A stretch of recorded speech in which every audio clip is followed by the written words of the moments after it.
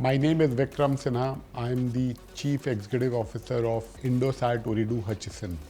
Indosat is the first brand 57 years back which connected Indonesia to the world. People have a lot of expectation from Indosat, and our mission is especially on how we can help Indonesia early adaptation and democratize AI.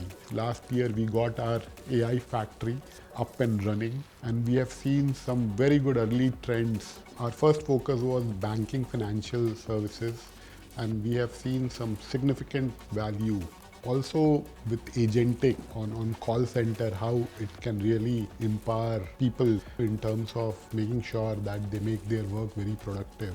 We are seeing some very good results on oil and gas and on the agriculture side. Other one is on health. I think country like Indonesia, there is so much of shortage of doctor. What AI can do is to empower all the doctor to have the right diagnosis.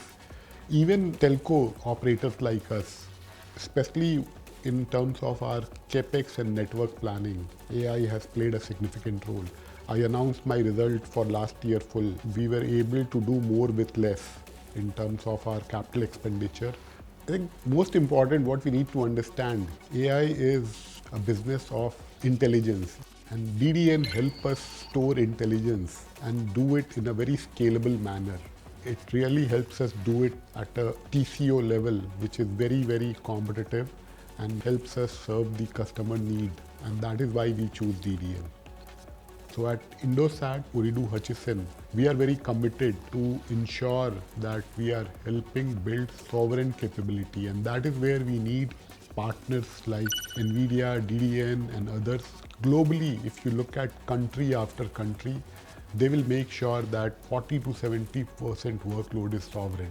What is important is that data is in the country and it is as per the country law and regulation.